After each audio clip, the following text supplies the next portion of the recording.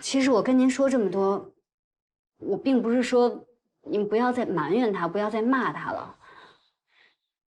我是特别希望您能理解他。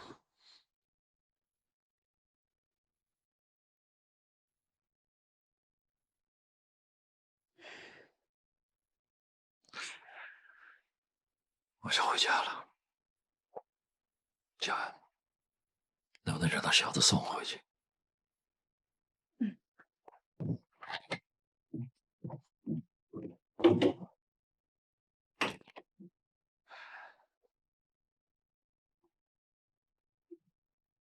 爸，爸，你送叔叔回家吧。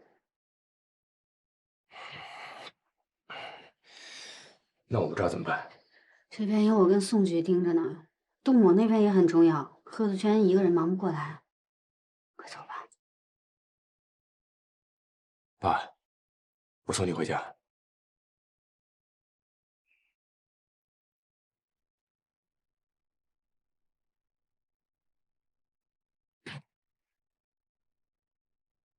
小安，谢谢你告诉我这些。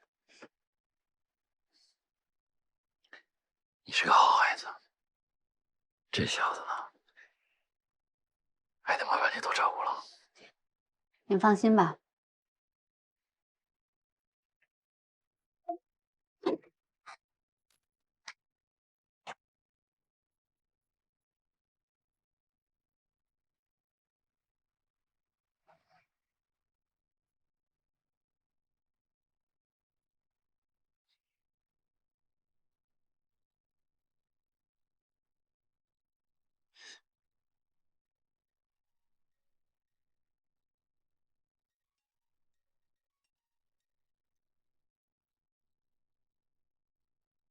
干嘛？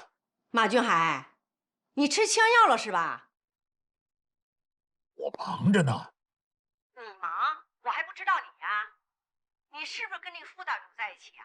你就知道在别人面前跟我耍威风，有本事你回家跟我耍呀！你有事说事儿，我真的忙。真是没事吃饱了撑了给你打这个电话，我真是……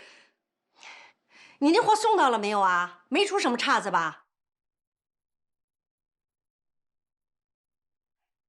我们挺顺的，没事儿，我一会儿就回了啊。挂了吧。哎，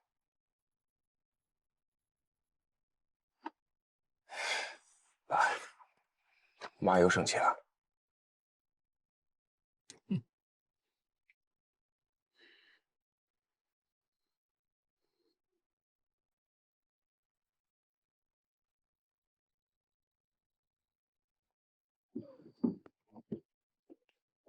爸，爸，爸，我还有任务在身，先不能回家。您别生气了好吗？爸，我错了。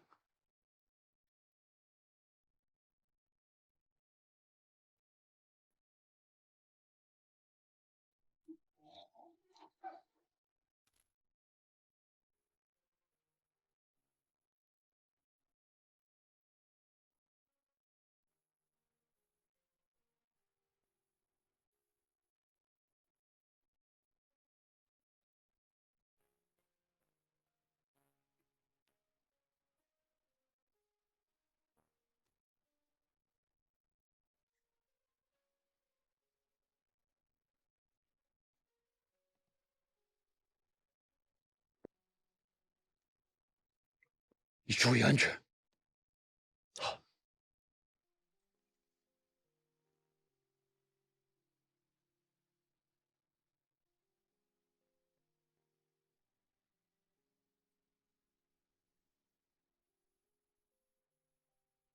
你就别想了，这茬就算是过去了。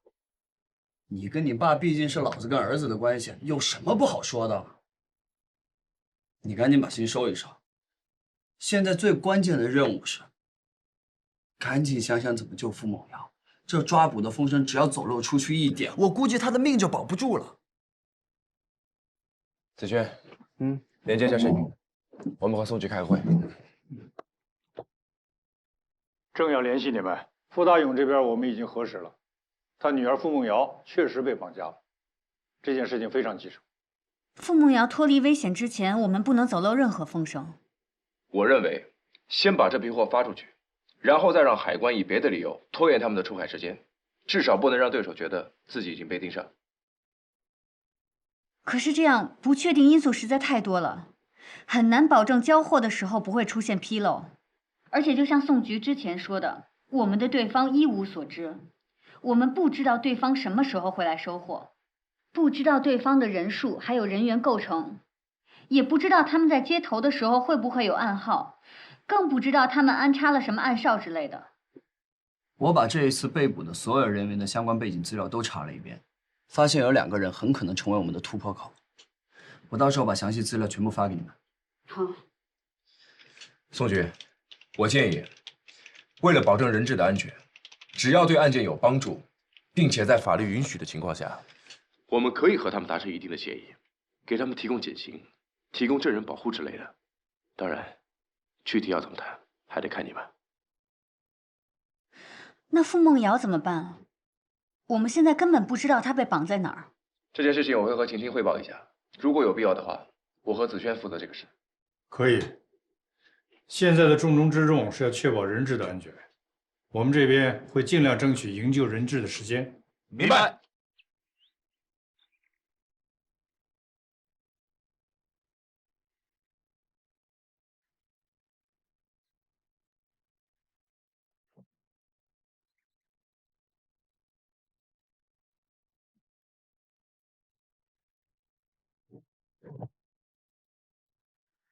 这都过了上班时间了，庞一山今天什么情况啊？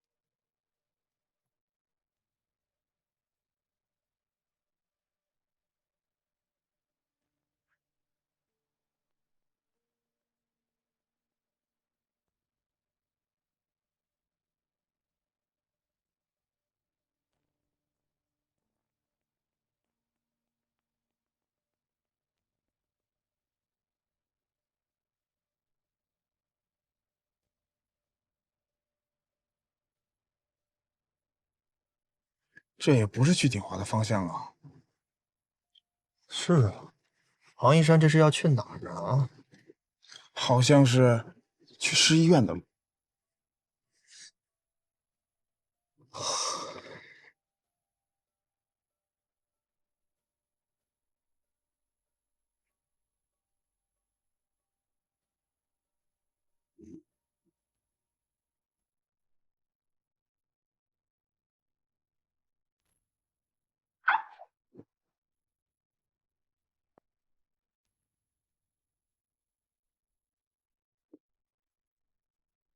马上，庞医生这是要干嘛呀？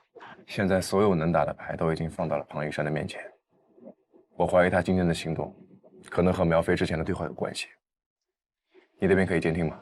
没有批文，肯定没法直接监听手机。我待会用收音器试试吧，但估计效果不会太好。请进。老庞，林总，快坐。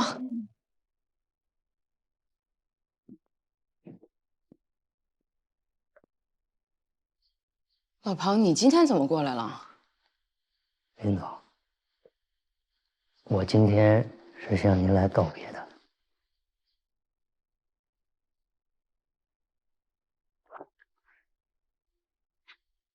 这是我雇人查到的联合制造的背景资料。这个联合制造背景藏得非常深，但是我花了点钱还是查到了。他的后台正是这个赫尔墨斯集团。我不知道您对这个集团还有没有什么印象？我知道这个企业。那您知道他跟鼎华的关系吗？我不记得赫尔墨斯跟鼎华有过合作呀。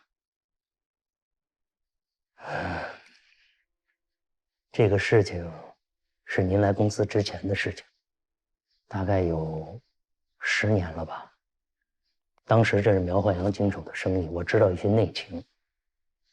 当时鼎华为了迅速的大量吸纳资金，利用当时的政策情况，可能做过大量的 DS 矿石的买卖。当然了，都是合法的。但是我当时留心到，在背地里收购 DS 矿石的，正是这个赫尔墨斯集团。也就是说，当年鼎华出售的矿石很有可能已经都流向了海外。我当时之所以留心这件事情，其实是有我的私心的。我是想将来留一手来对付老苗。这么多年了，这么多年，你跟苗总就从来没跟我说过这些。谁没事会提这个呢？老庞，你们以前的事情呢，我也不过问了。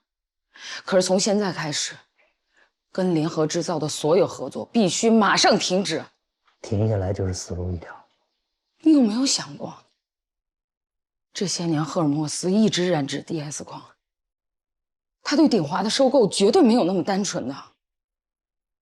我当然知道，而且我也派人查了股市的情况。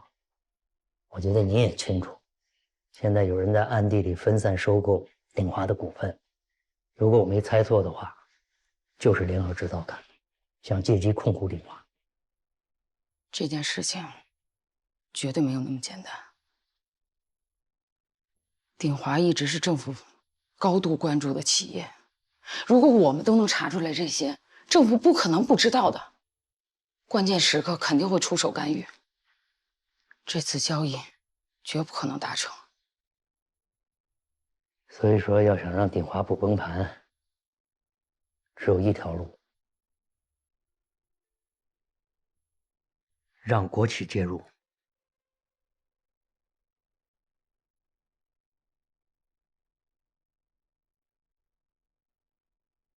林总，我跟您说句实话吧，之前甭管是我还是苗焕阳，坚决反对国企注资。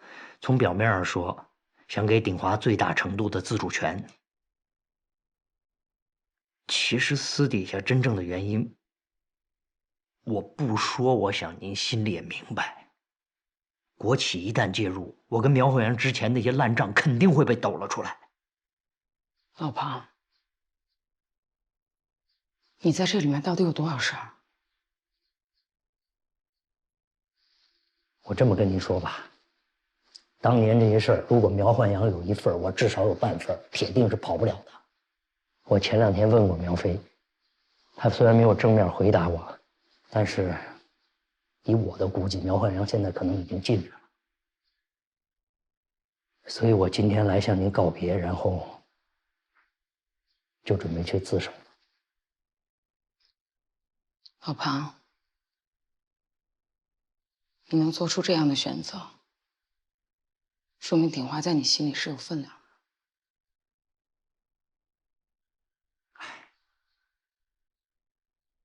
事到如今，我也没别的选择了。我们每个人都得为自己做过的事情付出代价。我庞一山走到今天这一步，我认。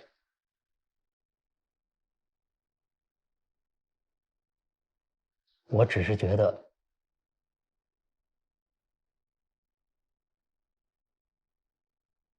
我特让您失望，是吧？其实我们每一个人都会犯错误，认清错误，接受自己的错误，并为之负责。其实你已经做得很好了，老庞，你没有让我失望。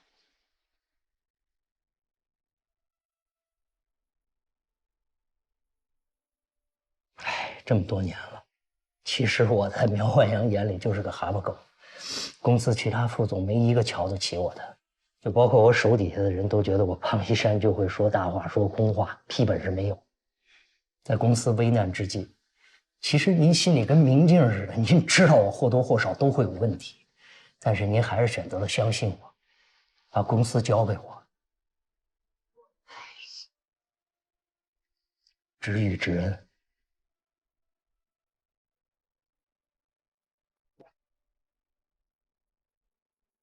我记心里了。老庞，你别说，其实我庞一山不是没想过做大事，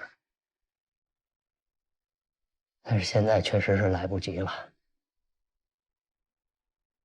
我能做的现在就是解决鼎华目前的危机，也算是把我这点余热献给鼎华吧。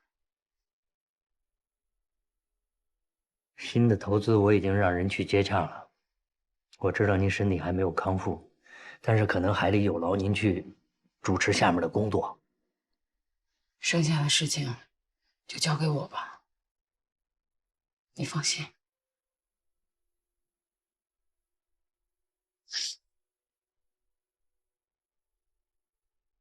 林总，那我就告辞了。老庞，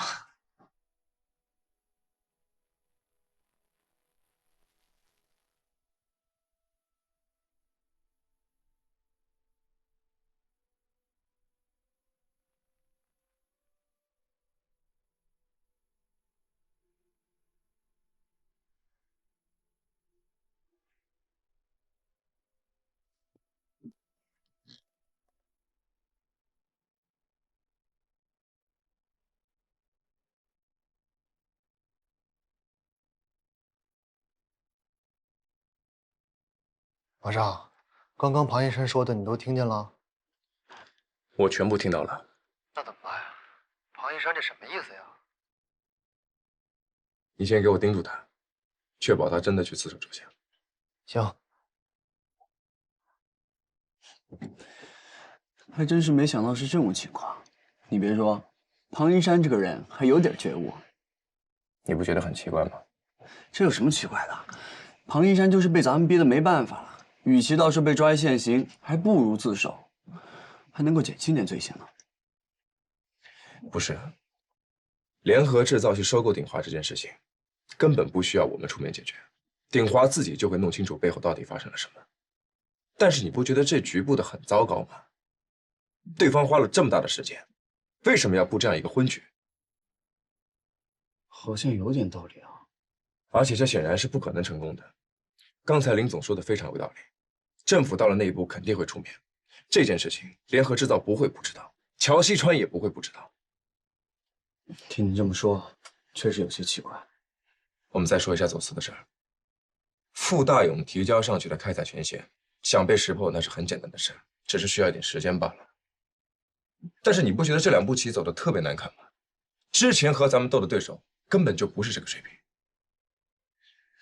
会不会是他们确实被咱们逼得没办法了？不可能。如果他们真的被咱们逼得没办法，他们应该撤出来，而不是把他们往咱们手里上送。你怎么想的？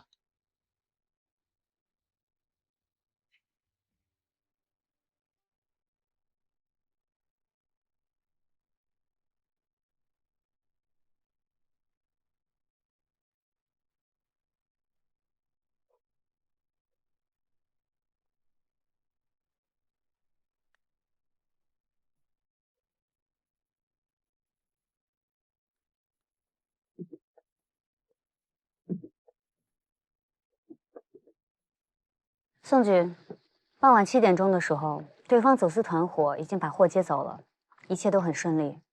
海关那边我们也打了招呼了，他们可以尽量找一些借口，那批货最多可以帮我们扣留15天。但傅梦瑶那边，我们还是要抓紧时间，避免夜长梦多，人质受到更多的伤害。我们发现傅梦瑶根本就没有出境，天眼系统显示，傅大勇送他入关之后2个小时，他又重新出现在了双津机场，与他同行的人一起上了一台黑色的轿车。这辆黑色轿车带他们离开双津，前往滨海市，但是抵达滨海之后，由于监控盲区的原因，下落不明。马上，你跟秦厅沟通的结果是什么？秦厅已经允许让我协助滨海市局侦破这个案件。但是我个人还是有些疑问的。这事儿你要是不想去，我跟安科长去也可以。我不是这个意思，我觉得情况不太对劲，总觉得事情进展的太过于顺利，好像对手突然变蠢。我也有这种感觉，而且鼎华内部的人一直没有找到，总觉得这个隐患没有解除。之前我们怀疑庞一山，现在庞一山用实际行动极大的减轻了自己身上的嫌疑。鼎华内部的人是谁，我们又猜错了，所以鼎华内部的威胁依然没有除去。这件事不能着急，抽丝剥茧，我们也得慢慢来啊。而且咱们还有一个目标，就是乔西川。我们现在已经有足够的证据，可以证明他就是在做非法收购。我们有权限制他出境，他必须配合我们调查。没错，乔西川和庞一山其实是同一个道理，他们已经是一颗死棋，但是事情进展的太过于顺利，我真的不知道是不是对手突然变蠢了，还是他们太过于聪明，在故布迷阵。我觉得你也别想太多了。无论如何呢，乔西川都是我们一个重大的突破口。我们今天有一个重大的发现，在对方交给傅大勇的手机上发现了一串指纹，这串指纹我们已经送去做交叉对比了，相信很快会有结果。宋局，傅大勇那边透了多少信息出来？这件事情比较棘手，因为傅大勇担心女儿的安全，所以跟我们并不配合。包括伪造的文件是谁提供的，是谁跟他联系逼他发货的，他都拒绝交代。那可不可以查出来是谁安排他女儿出国的事儿？这个问了，他也不肯说。所以，现在的重中之重，还是要先解救傅梦瑶。宋局，我申请和安静一起执行这个任务。现在目标已经明朗，当务之急是要打开傅大勇这个缺口。安静，你准备一下。好，我明白。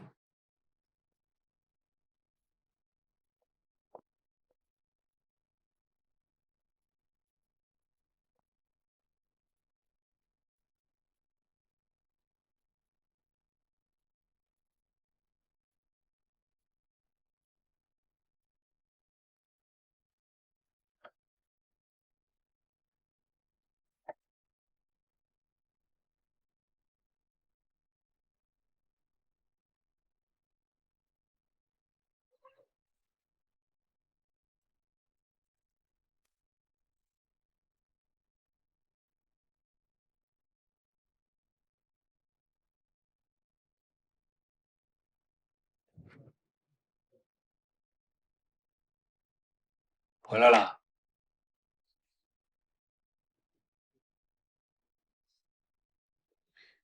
我妈睡了，睡了，我睡不着。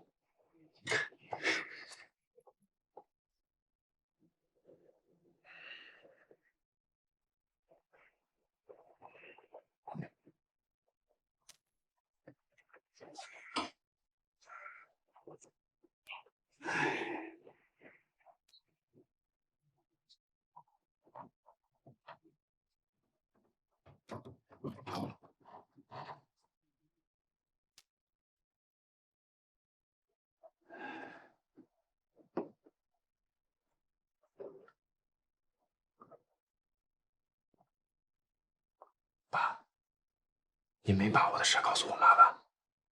我要跟你妈说了，你觉得你进这家门能这么消停吗？也是。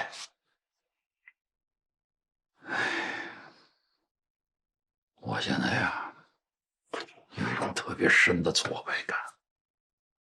哎呦，我觉得我这个爹当的真是太失职了。你说你妈心大也就算了，那怎么连我也没看出来？爸，要是能让您看出来，我还怎么吃这碗饭呢？你老实说，你小子当时是不是认为你老子真有问题啊？爸，从情感上来讲，我不可能怀疑你有问题，但是在我的专业立场上，我必须考虑所有的可能性。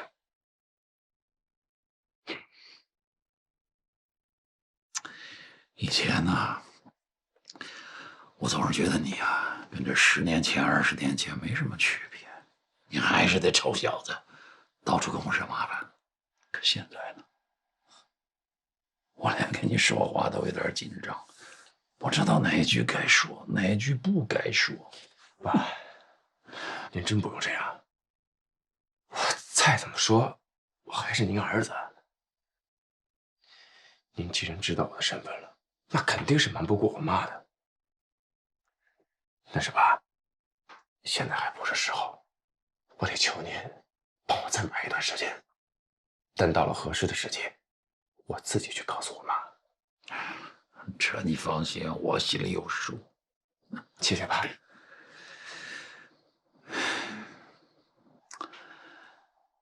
你的任务是什么？我知道我不能问，我也不想问，我就想跟你说一句话：执行任务一定注意安全，行吗？这个我可以向你保证。那就好。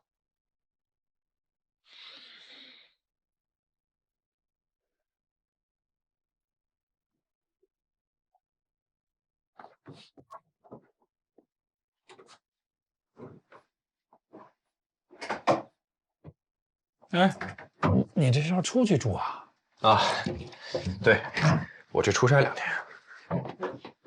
不对，老夫的女儿被绑架了，你是不是要去救她？你想多了。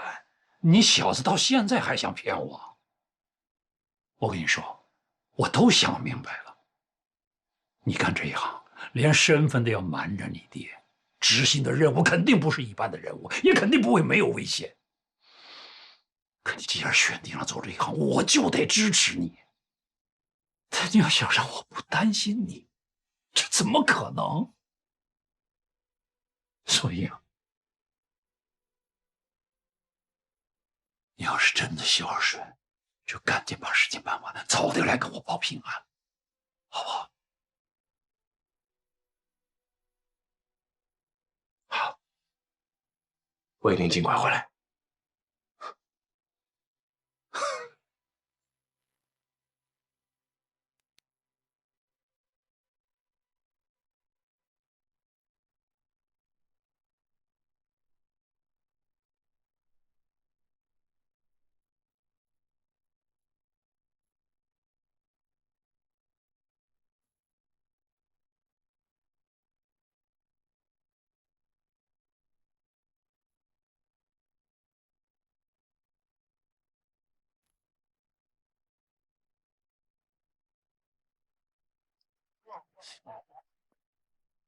你没通知他们5、7点钟到吗？通知了。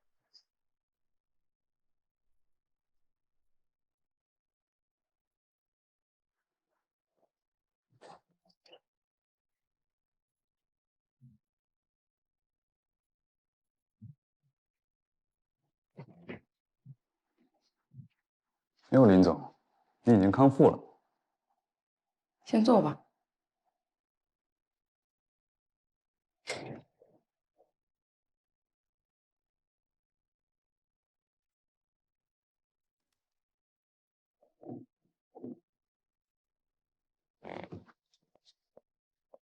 乔总，据我了解，在我们之前的谈判中，你一直没有提到过联合制造的后台就是赫尔墨斯集团。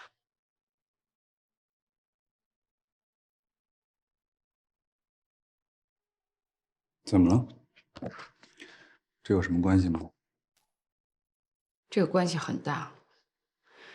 如果你之前就提到是赫尔墨斯集团要收购鼎华的话，我觉得我们就没有谈判的必要了。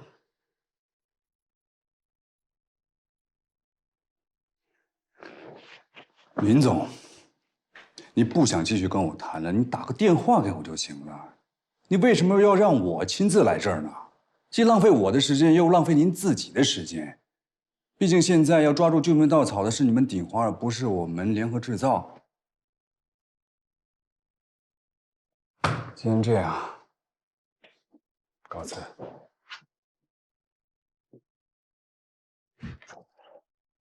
乔先生留步。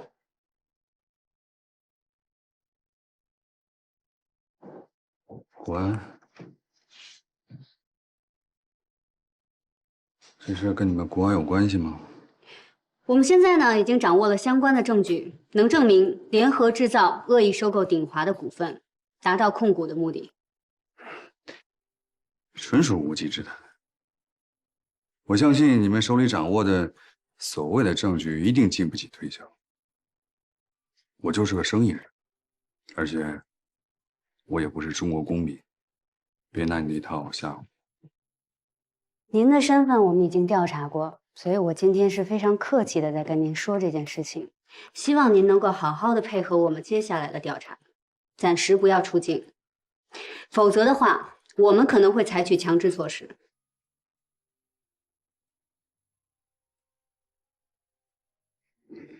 我现在就要跟你去问话吗？如果是这样的话，我要先咨询一下我的律师。请稍等，我这次来呢，只是来告知您有这么一个情况，之后需要您调查的时候，我们会再通知您。希望您好好配合我们接下来的工作。现在您可以走了。谢谢。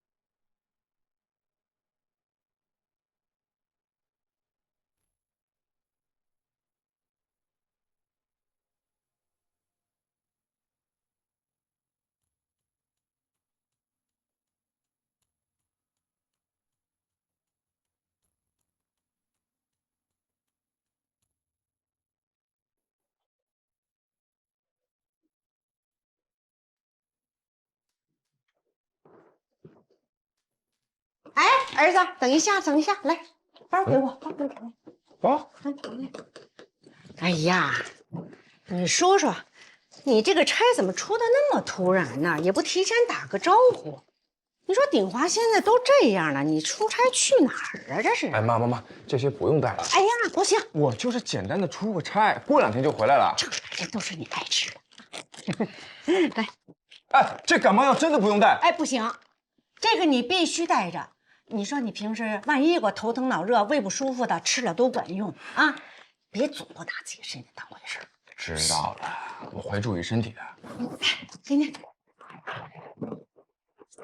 到了那儿，记得给妈打个电话啊。好嘞。来。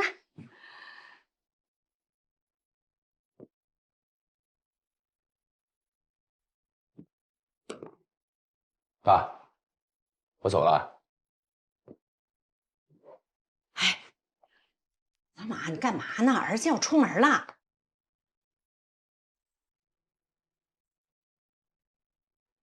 我送送你。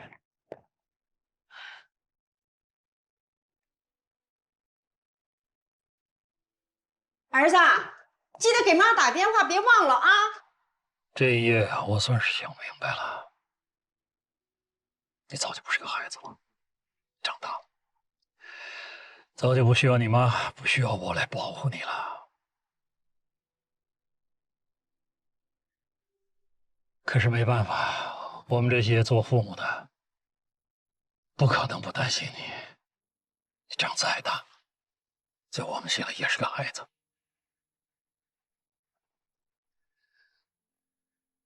你在外面办你的事儿，不要惦记我跟你妈，不要分心。你做的事情是万万不能分心的。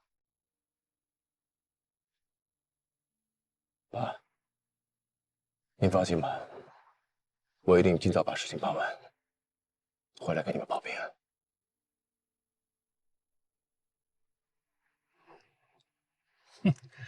没事，我当年在战场上，大腿上被子弹打出一窟窿，都跟没事人一样。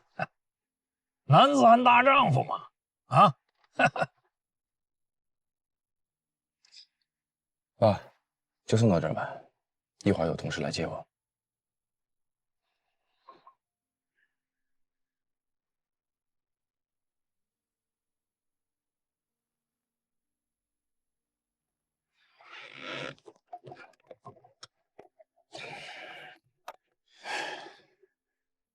你听着，你傅叔叔就这么一个宝贝女儿，一定要把她救出来，啊！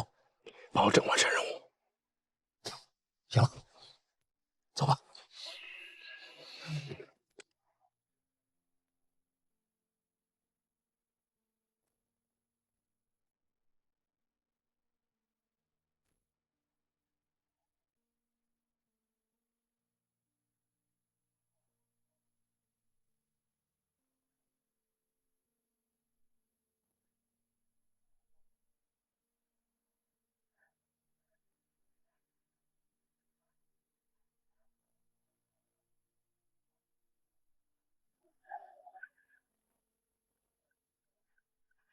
走吧。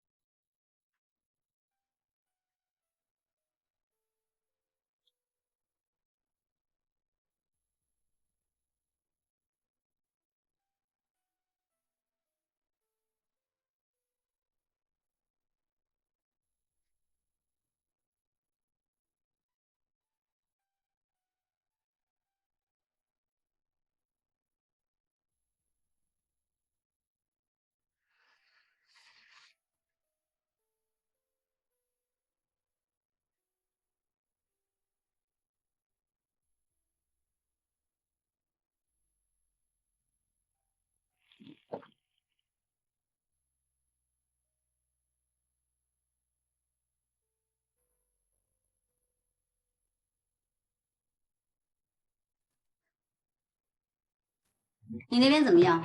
乔西川现在一举一动都处于我们的监控范围内了。从酒店打出去任何一通电话信号，我们都可以进行拦截。周边所有可能出入的点，我都布置了人，他不可能擅自离开。但房间内按你的吩咐，没动什么手脚。好，时间差不多了，那这边就交给你了，杜莽，心细点。放心吧，有任何问题随时沟通。那怎么行？这不打扰你们二人世界吗？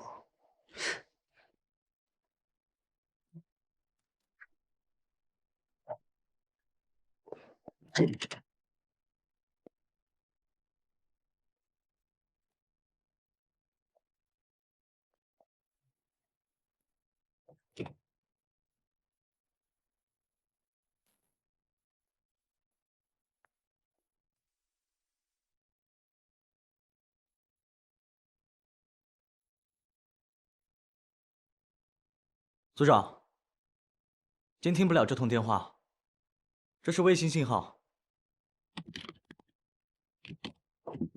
继续。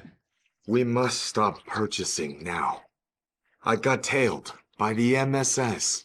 Chow, you know that you failed mission, right? Come on, let's be honest here. We all know what's going on here. You and I both know that this mission you put me on is nothing but a success. Chow, are you out of your mind? Don't tell me that you cannot get my material out. The minerals are all fine. You just wait. 查到信号了，赶快介入。是。I will try my best to pull you out after this case. Okay? Okay.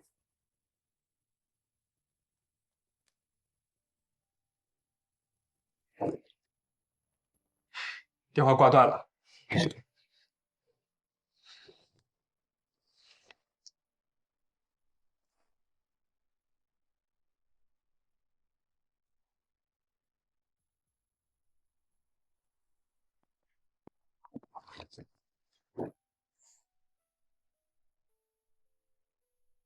Yeah.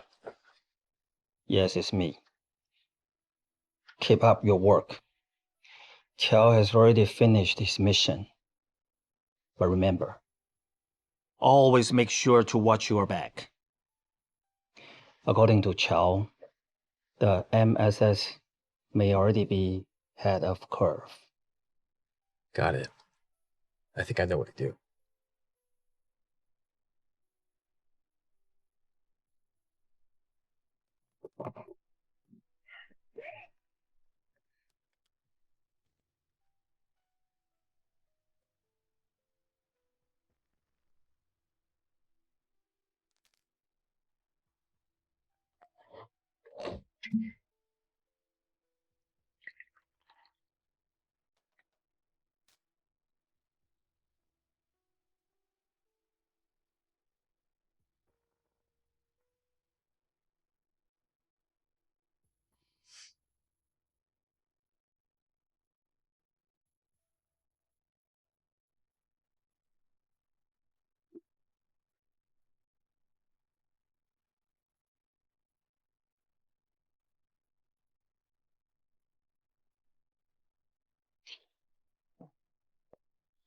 你好，我们是双溪市公安局的。你好，我姓张，张宇，雨水的雨，滨海市局侦查科。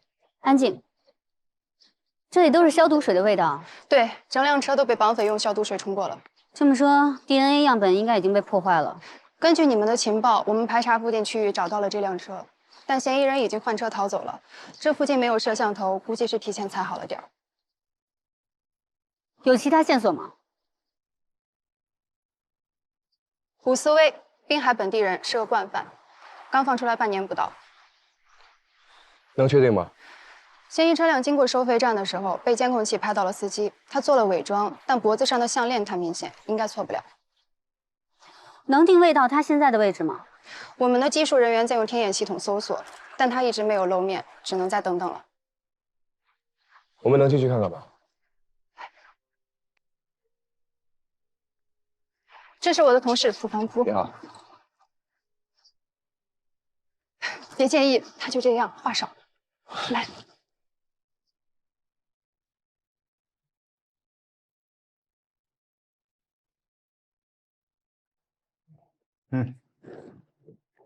好，那就这样吧。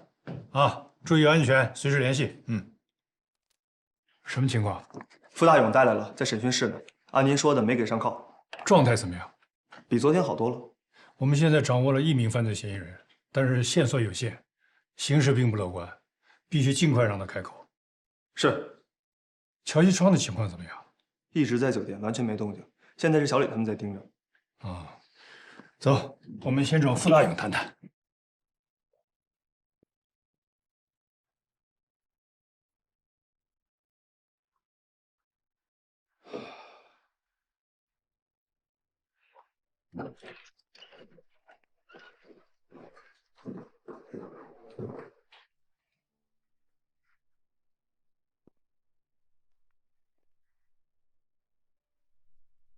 二位领导，我闺女有消息了吧？最起码得知道她关在哪儿了呀。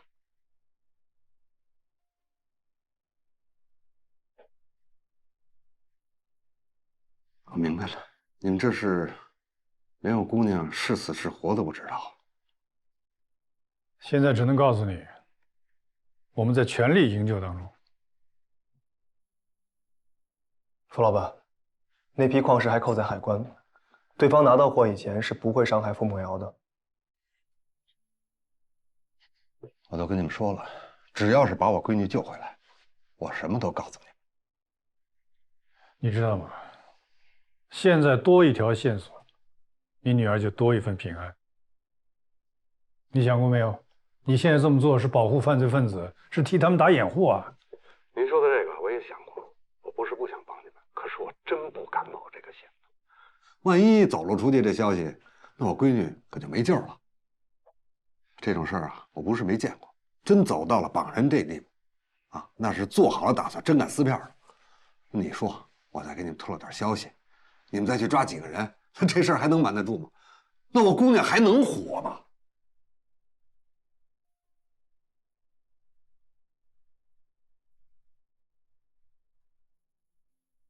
傅先生，我想问你个问题，你老实回答我。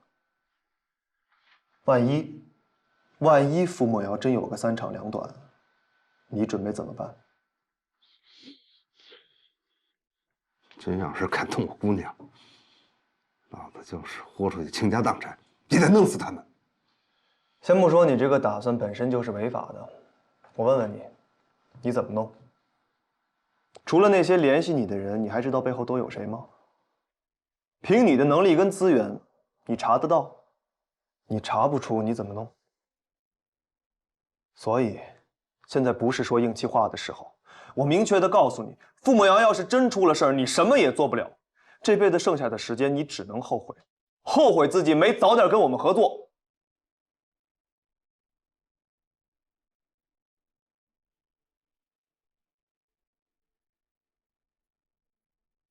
你喜欢讲江湖逻辑，那我也不跟你谈什么配合破案的义务了，我就跟你谈谈交易。你有线索，我们有资源，配合起来就能顺着挖下去，把所有涉案人员一网打尽。你们这意思我也明白了，看起来我姑娘是没救。当然不会，我们一分为二讲啊。你交代的线索很有可能为解救傅明瑶提供帮助，提高她的生还概率。她的平安是你最关心的吧？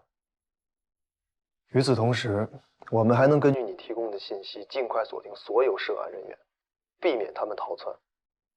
这样，以后你也不用担心自己跟傅梦瑶遭人报复，对吧？如果你拒绝配合，那就会出现最坏的情况，我们没能及时得到充分的线索，导致犯罪分子逍遥法外，同时，傅梦瑶真的可能遭遇不测。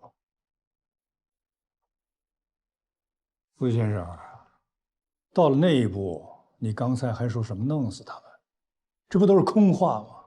自己骗自己啊！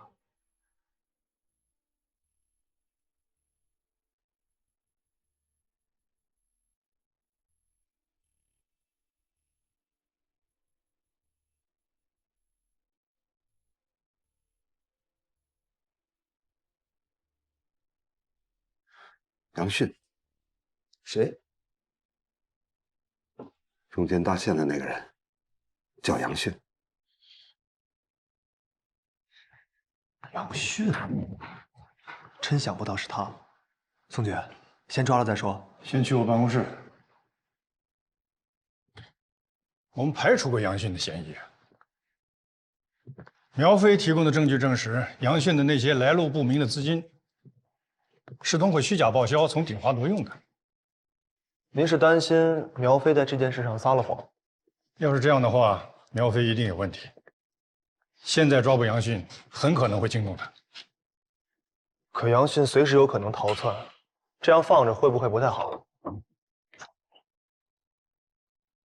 逮捕杨迅之前，我们先要把思路理清楚。你坐下。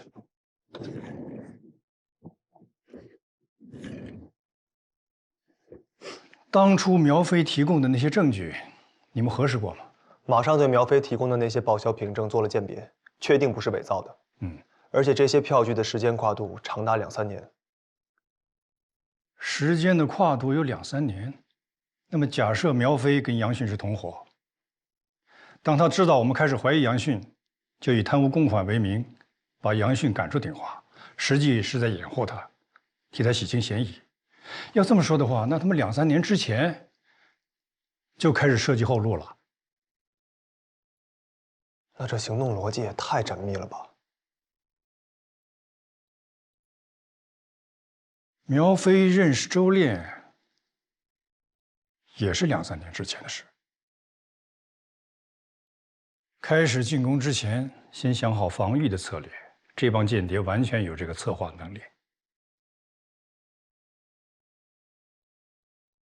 我认同您的观点，但是关于苗飞身份的问题，专案组从来没有放松过警惕。每次安科找他谈话或者寻求协助，其实都会顺带着测试他。另外，马上那边一直在进行着观察和试探，要想同时瞒过他们2个人，这苗飞伪装的手段得多高明啊！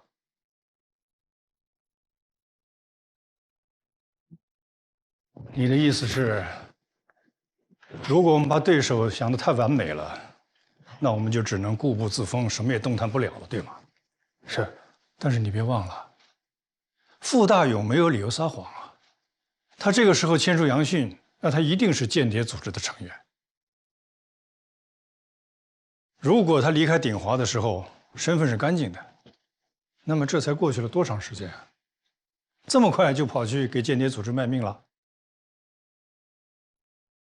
宋队，我觉得不是没有这种可能。你根据什么做的推断？我是谁？我从哪里来？我要到哪里去？我是杨迅，我是一个身上有职场污点的人，我是没有公司敢录用的人。我从哪里来？我曾经是鼎华的中层，职业光鲜，收入也丰厚，而且我是庞一山的心腹，前途一片大好。我也曾经春风得意，各种享受都体验过，但是一夜之间，突然都被夺走了，甚至还负债累累，身上还背着官司。我要到哪里去？我肯定想找回从前的生活，但是我差不多已经是个中年人了，而且身上还有职场污点。通过正常途径，恐怕很难翻身。所以说，哪怕是铤而走险，哪怕是违法犯罪，也要冒险试一试。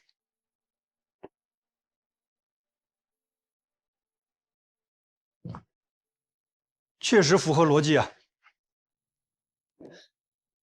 不过，加入间谍组织和挪用公款，毕竟不是一码事。杨迅真敢冒这么大的风险吗？在我看来，杨迅已经算是身陷绝境了。要是再有人怂恿，那还真的很有可能。不过，潜伏在鼎华公司内部的那个人，也确实能够第一时间掌握杨迅的动态，并适时的加以利用。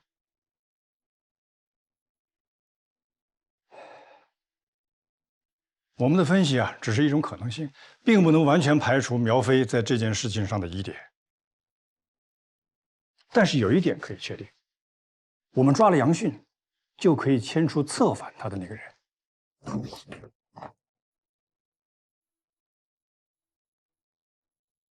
你必须以最为隐蔽的方式展开行动，不能惊动包括苗飞在内的任何人。明白。先锁定他的位置，等我命令，进行抓捕。是。哎，杜猛，大有进步啊！都是宋局教的好。别拼，哼，就。是。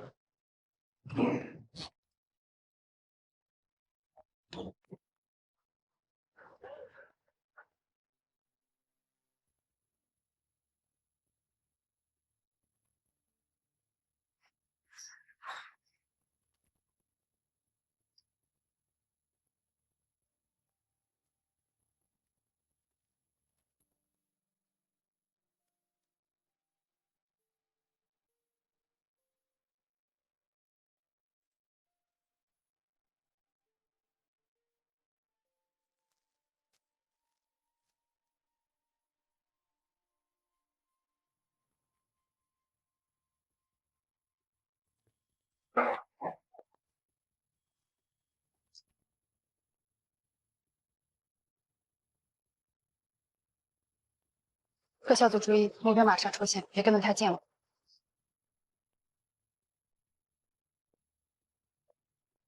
这比我想象的容易很多啊！只需要这么跟下去，就大功告成了。兄弟，你们滨海局效率挺高的。马上，我越来越觉得你说的有道理。什么？我们的对手越来越蠢了。这个案子这样下去，有点不太对劲儿。我们先把傅梦瑶救出来再说。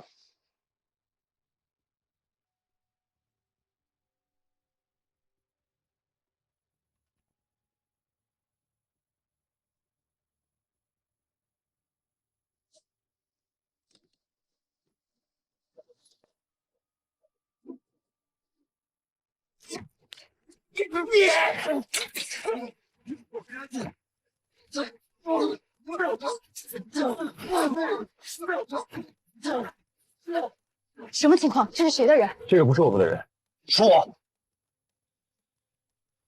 各小组注意，立刻收网。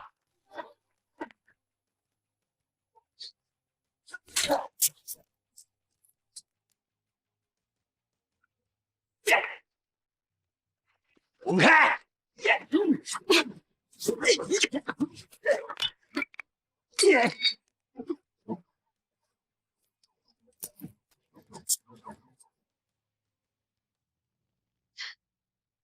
没事吧？没事，交给我。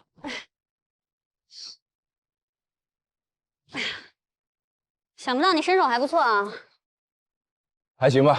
我告诉你啊，下次这种时候我不需要你挡在我前面，我就算自己受伤也不想看到你受伤。啊？没什么。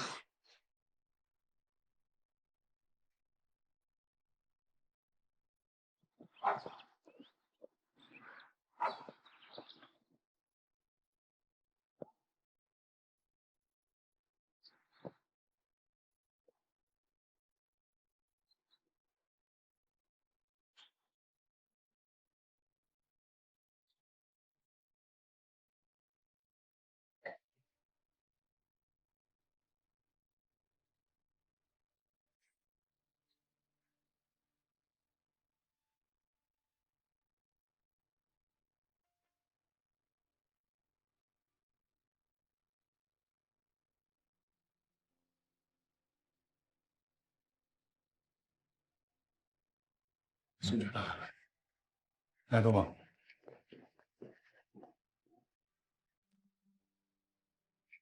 一直没动静啊？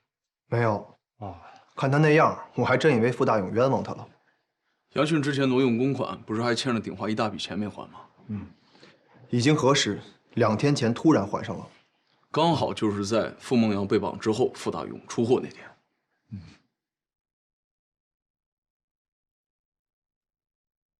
宋局，啊，已经清查过周边可能存在的监视点，排除了隐患。我安排了2组人待命，完全有把握随时将杨迅带走，不惊动任何人。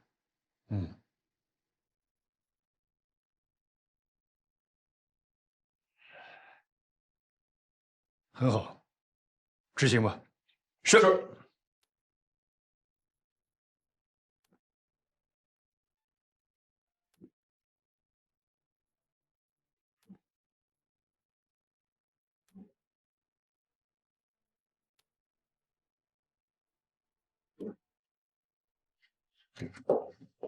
可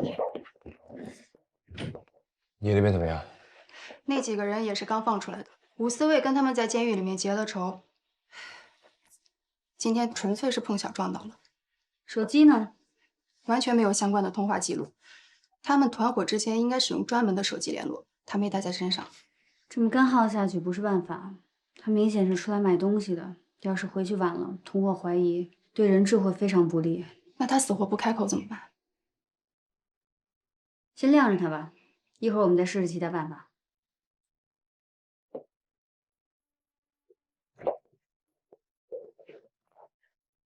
现在怎么办啊？别着急，总有办法的。还有啊，你下次能不能别这么冲动？还好这次只是肌肉拉伤。那不然怎么办呀？你这小胳膊小腿又靠不住。我真的在你心里就这么废啊？没有没有，你是智力型，智力型。哎，轻点，轻点。疼吗？我这还真是头一次，看来真是不年轻。所以啊，你真得考虑考虑个人问题了啊。其实我们只是太累了，连着熬夜。再说了，对方块头这么大，要是换我来这么一下，肯定比你严重多了。你看，所以啊，我还是得靠我保护你。是，安哥最厉害了。怎么了？感冒了？有点着凉，小感冒。你等着。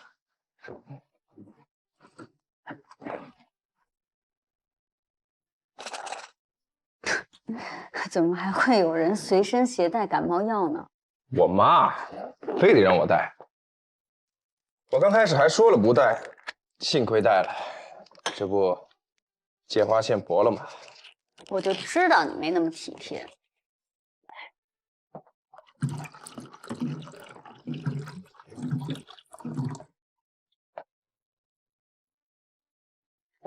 哎，给。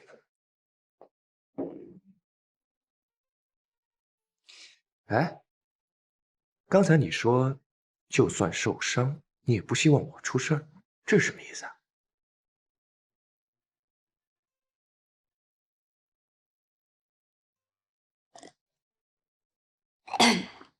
我不是替你爸爸照顾你吗？啊，仅此而已啊。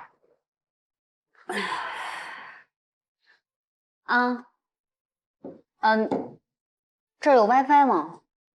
你要 WiFi 干嘛？我要给我妈妈打视频，每天要跟她报平安。行，我一会儿替你。哎，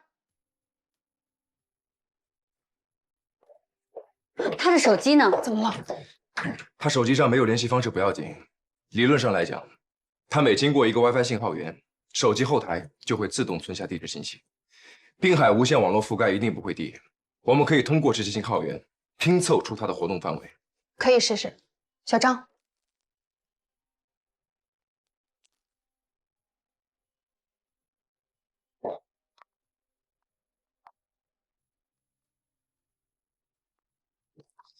还需要多久？稍等。好了。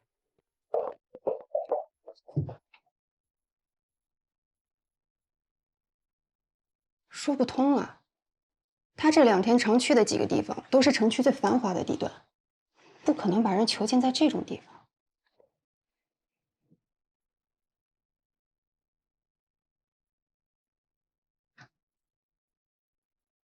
去看看他的鞋底。为什么？你是怀疑他们藏在地下？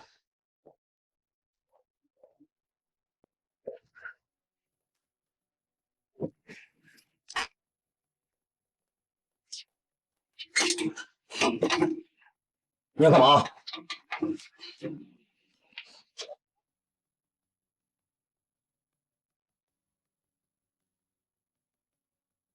下水道错不了。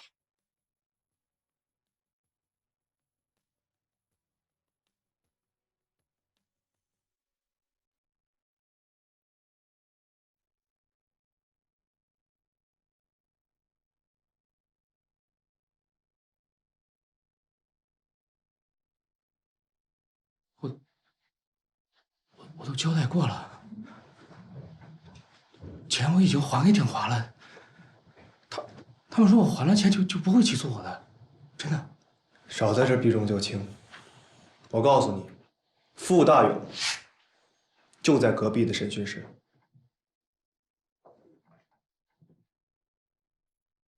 不要有侥幸心理啊！就这个东西就是重罪，好好配合我们工作，给自己争取点机会。这个文件是我给他的，我承认。这怎么了呢？怎么了？伪造的。你在鼎华工作了7年，可别跟我说，连这东西真假都分不清啊！我不知道，我真不知道，我不知道这个是伪造的。傅大勇女儿出国留学的事儿是你张罗的吧？是还是不是？是啊，这不犯法吧？绑架还不犯法？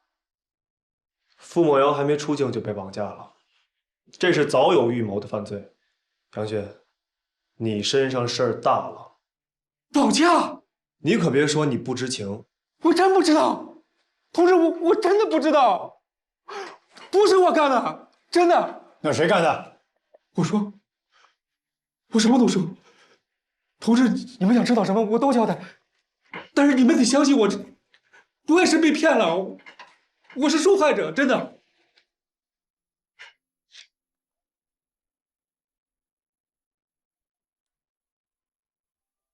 骗你的是不是他？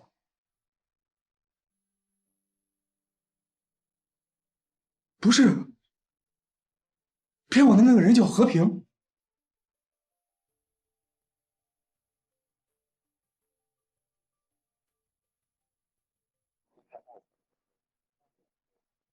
这儿下去是下水道的检修通道，通道两边有很多设备件。如果你们的分析没错，人质应该被关在里面。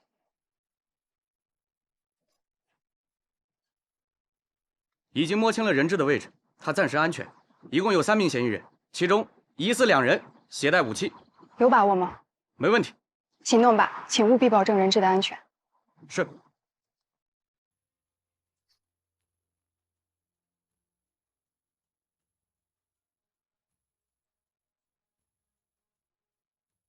我们不进去吗？放心吧，他们是滨海公安最精锐的队伍，从没失过手。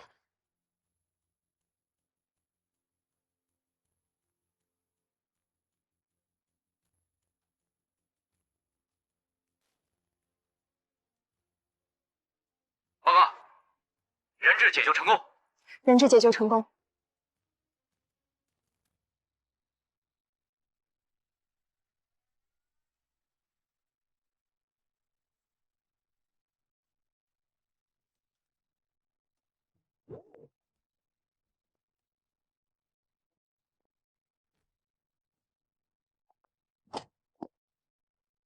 来了。啊。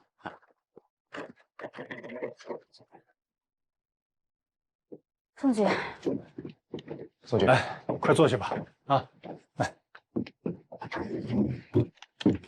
，2天没睡了吧？撑得住吗？没事，车上睡了一会儿。我先向大家简单报告一下这次出差的情况。在滨海市同志的帮助下，我们成功的解救了人质傅梦瑶，并且抓获了绑匪。绑匪就是陪同傅梦瑶出国的张秘书。如贺子轩发现，在傅大勇送自己女儿出关后的2小时，张秘书抓住了孩子不想上学的心理，成功的欺骗了他，并且让他关机离开机场。最后抵达滨海市时，又带孩子到处去购了物。那在这样的情况下，傅梦瑶与自己父亲通话的过程中，谎称自己已经到了英国。这次解救人质的行动非常成功，我们都要学习马上和安静的这种工作效率和默契啊。我简单的介绍一下杨迅的情况。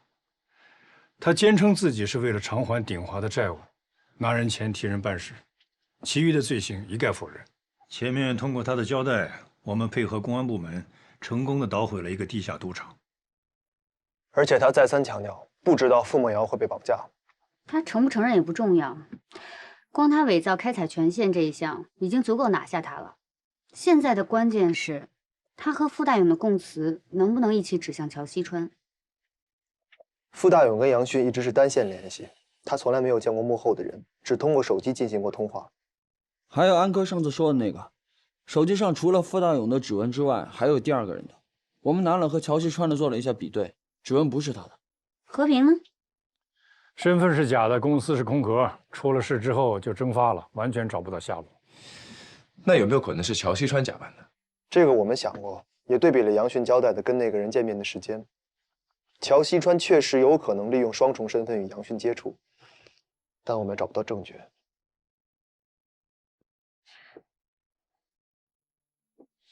贺轩，你把杨迅跟和平见面的视频调出来，对比乔西川出入鼎华的视频。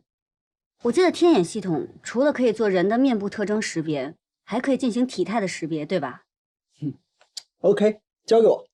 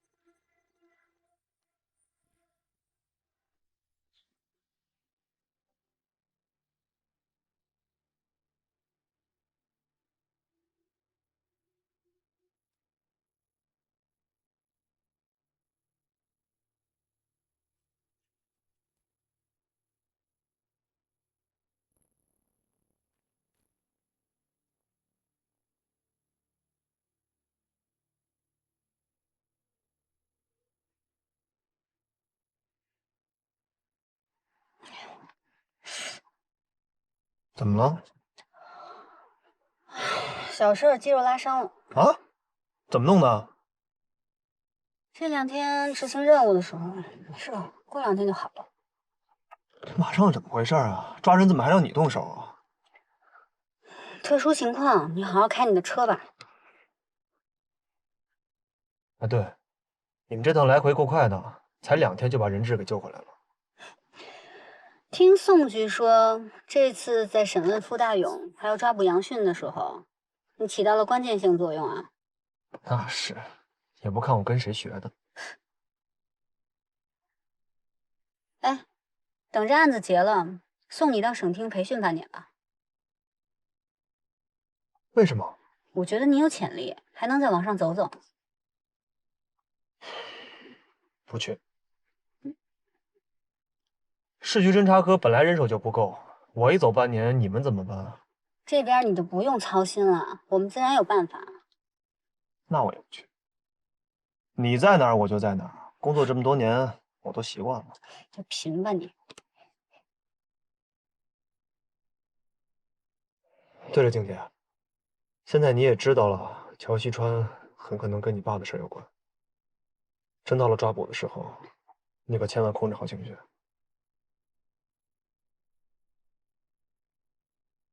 你真觉得乔西川跟和平是同一个人？很有可能。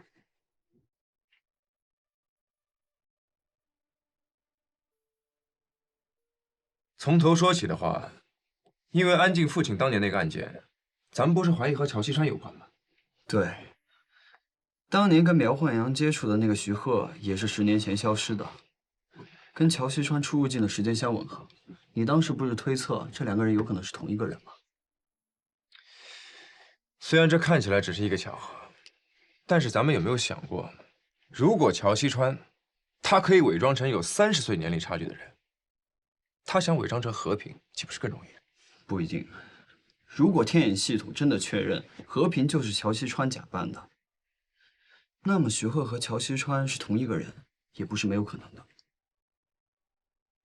直接也好，分析也罢，不管怎么说，就看系统什么时候得出结论了。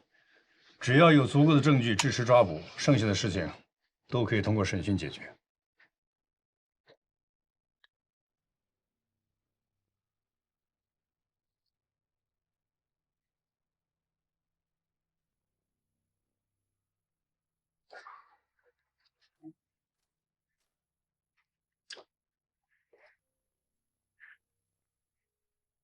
有情况，是乔旭川的房间。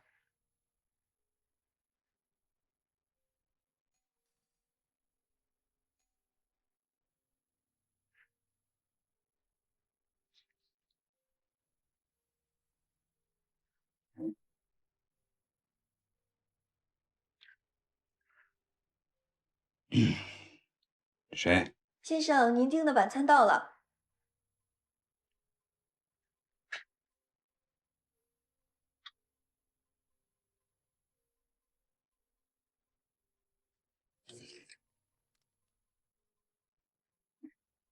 请问您放在哪个位置？就放那边吧，我自己来。好的。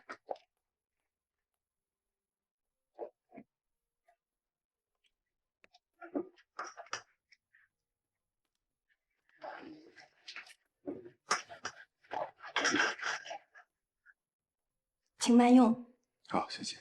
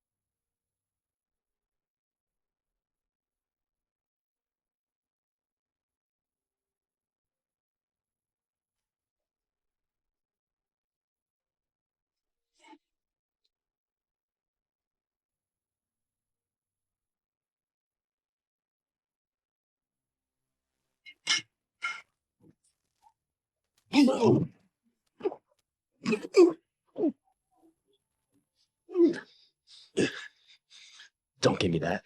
As if you're actually surprised. You should know who's behind all this. You won't get away. Solo, my friend.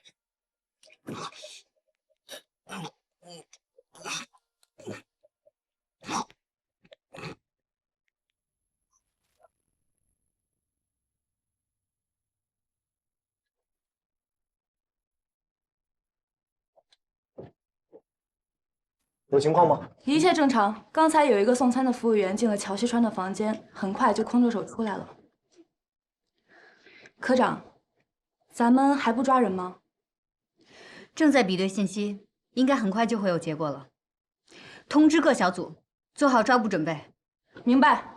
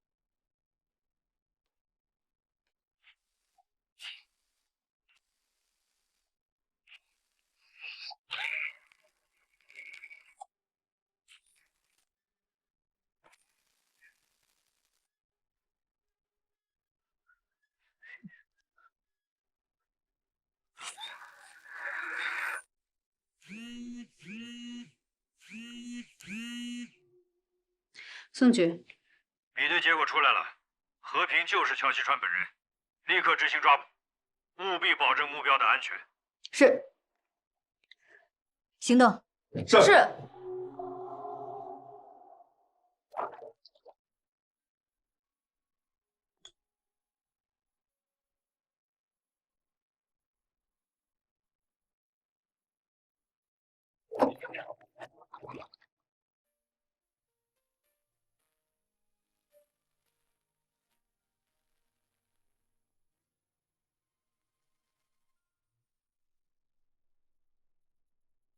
也许没有人知道你的名字，像置身茫茫人海中平凡的种子，